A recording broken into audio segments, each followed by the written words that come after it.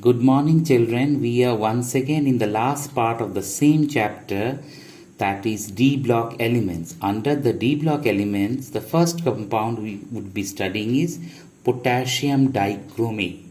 Potassium dichromate has the formula K2Cr2O7. So potassium dichromate is prepared from the chromitol FeCr2O4. The various steps involved are: first is preparation of sodium chromate. The first step is the preparation of sodium chromate. In this step, what we do, the powdered ore is heated with molten alkali in the presence of air in a reverberatory furnace to produce sodium chromate. So what is the ultimate reaction taking place? We have FeCr2O4 that is made to react with sodium hydroxide. In presence of oxygen, we get sodium chromate, Fe2O3 and water. Now the next step is the conversion of sodium chromate into the sodium dichromate. Now sodium chromate is extracted with water and acidified with sulfuric acid to get sodium dichromate. So we have sodium chromate Na2CrO4 that is made to react with sulfuric acid. We get sodium dichromate, okay, sodium sulfate plus water. This is how the second step of the reaction proceeds. Now just note down the sodium chromate that has been formed. On cooling, the sodium sulfate separates out as sodium disulfate 10 molecules of water, and the solution contains sodium dichromate in it. From the solution, orange color sodium chromate is crystallized. This is how the method. Now the conversion of sodium dichromate into potassium. See, dichromate. Our purpose is to get potassium dichromate, right? But we have till now got sodium chromate. Now next reaction is that the whole solution of sodium chromate is treated with potassium chloride. Is treated with potassium chloride.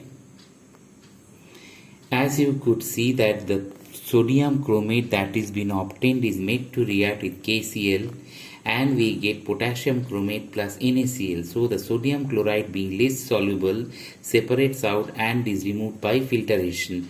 On cooling, potassium dichromate crystallizes out in the form of orange crystal. It actually crystallizes out in the form of orange crystals.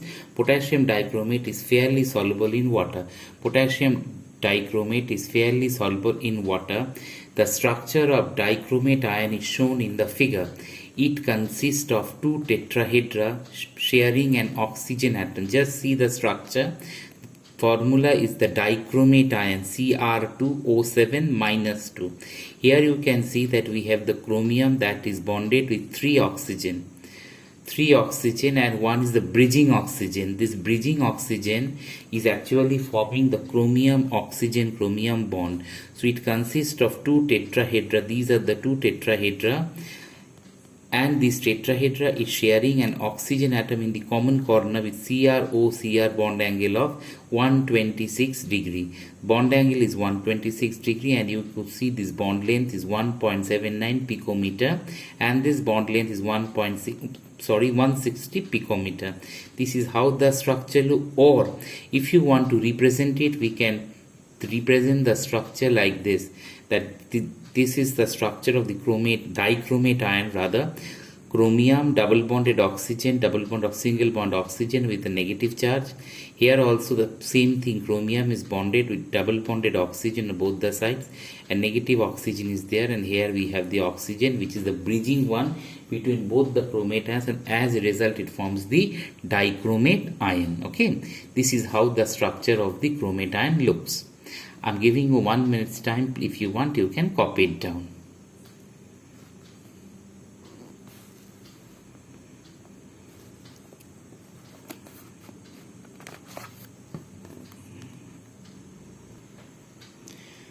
See, after that, the dichromate ion Cr2O7 minus 2 and chromate ion CrO4 minus 2 exist in equilibrium with each other at a pH of about 4. So, well, you can understand that at acidic pH 4, it actually shows the equilibrium between the dichromate and the chromate ion.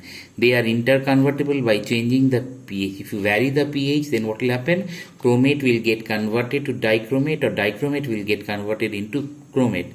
The chromate ion on addition of acid changes in dichromate ion, while the dichromate ion on addition of an alkali changes into the chromate ion.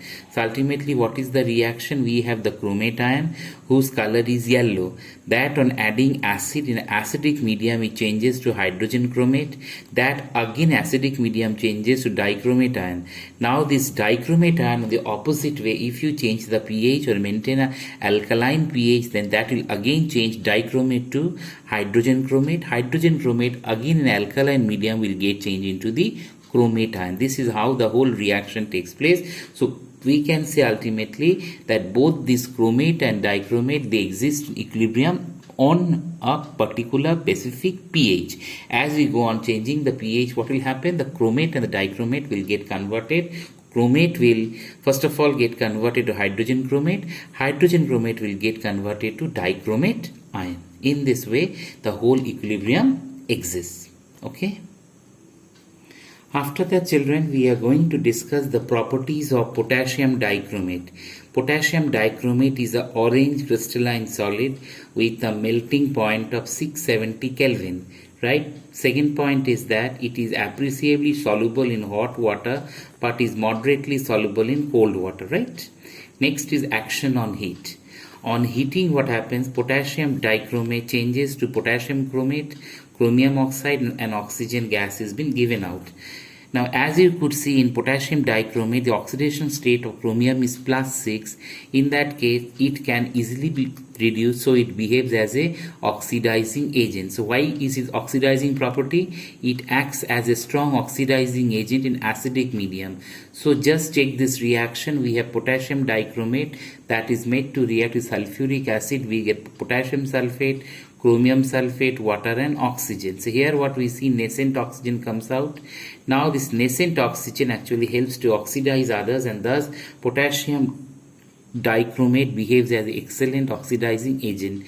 We have Cr2O7 - 2 hydrogen ion plus electron. We get Cr plus 3 plus water. Since chromate ion takes up electrons, so they get reduced and act as oxidizing agent. Some of the oxidizing reactions potassium dichromate are as follows. We have Cr2O7 - 2 plus hydrogen plus 6 electron. We get Cr plus 3 plus 7 H2O. Right, this is how the reaction proceeds. So ultimately what is happening? Iodide salt is changing to iodine. Iodide salt is changing to iodine, right? It oxidizes acidified ferrous sulfate to ferric sulfate. We have Cr2O7 - 2 that is made to react hydrogen ion, and we get chromium plus 3.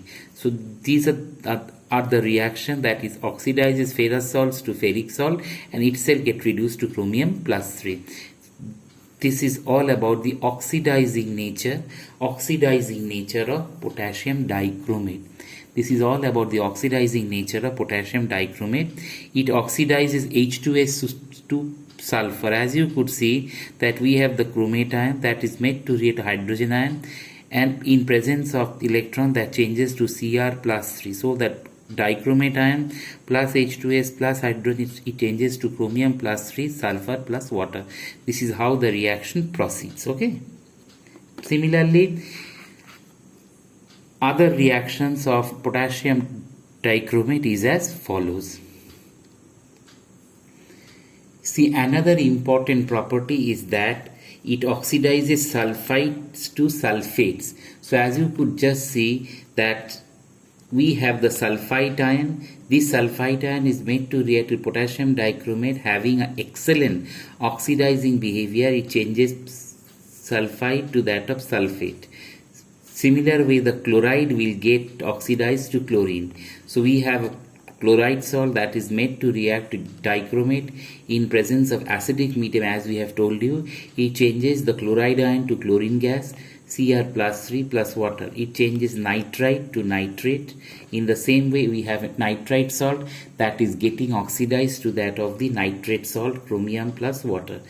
Then we have thiosulfate salt. This thiosulfate salt changes it to sulfate. Okay, and elemental sulfur is liberated out, okay, and it changes again to chromium plus 3. Now the next reaction we have stannous.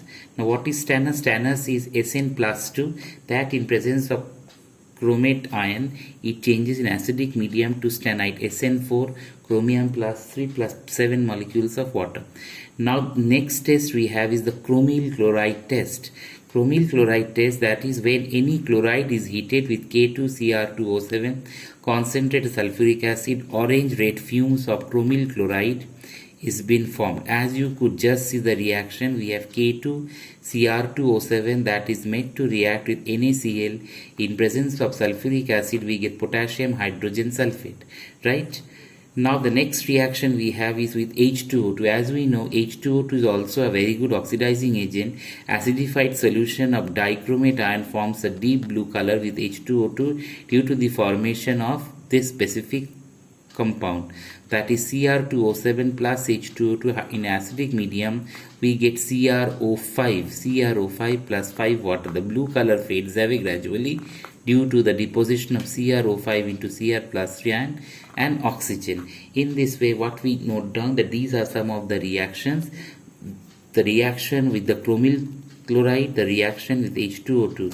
These two are very typical reactions, and students should make a note to remember this reaction, because questions are being asked based on this type of reaction, that what happens when potassium dichromate is made to react with sodium chloride. In presence of sulfuric acid we get the chromyl chloride test. This chromyl chloride test is a confirmatory test for the presence of chloride ion. Now the next is reaction with H2O2. Acidified solution of potassium dichromate forms a deep blue color with H2O2 due to the formation of CrO2. Okay, now the next part we would discussing is the uses of potassium dichromate. What are the different uses of potassium dichromate? The first use, for the volumetric estimation of ferrous salt. Volumetric estimation of ferrous salt, that is iodides and sulfides, that is we know that how much amount of iodide or sulfite is present, that we can estimate. Next is for the preparation of other chromium compounds such as chromalum, potassium sulfate. Well, you can see the formula of chromalum, that is K2SO4 Cr2SO4 whole thrice dot 24 molecules of water. Then we have another coloring material that is called PbCrO4, that is called as chrome yellow, and another is chrome red. What is chrome red? PbCrO4 PbO. Okay, these are some of the basic uses for the preparation of coloring matter. Next is it is used in photography for hardening of gelatin films. As you know, the gelatin is a type of substance which is semi-solid or semi-soft in nature. Just to harden it, we can use potassium dichromate. In the dyeing industry, for providing chromium hydroxide as a moderant. So see, the coloring matter when it is obtained, when it is been put on clothes for the dyeing purpose, chromium hydroxide is used as moderant. Another important use is that chromic acid mixture used for the cleaning of glassware consists of potassium dichromate and sulfuric acid. It's a very important thing that in the chemistry lab or in our lab for the cleaning of glass apparatus, we generally prefer chromic acid. What is chromic acid? We take potassium dichromate and mix it with sulfuric acid, and it gives us chromic acid, which actually helps for the cleaning of glass apparatus, glassware.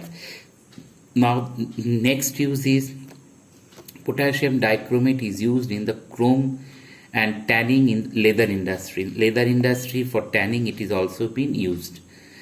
And the last use is it is used as a oxidizing agent. So why it is used? Because as we know that chromium shows the highest oxidation state, so it can itself get reduced, so it behaves as an excellent oxidizing agent. So these are some of the properties and uses of potassium dichromate that we have discussed, and the uses are, as I have told you, volumetric estimation for preparation of chromium compounds, for photography, for dyeing industry, and for making of chromic acid. And lastly, potassium dichromate is used in the tanning of leather and as an oxidizing agent. Okay, children, go through this part of the chapter. Any specific confusion you have, you're always welcome to ask me. Till then, children, goodbye. Thank you.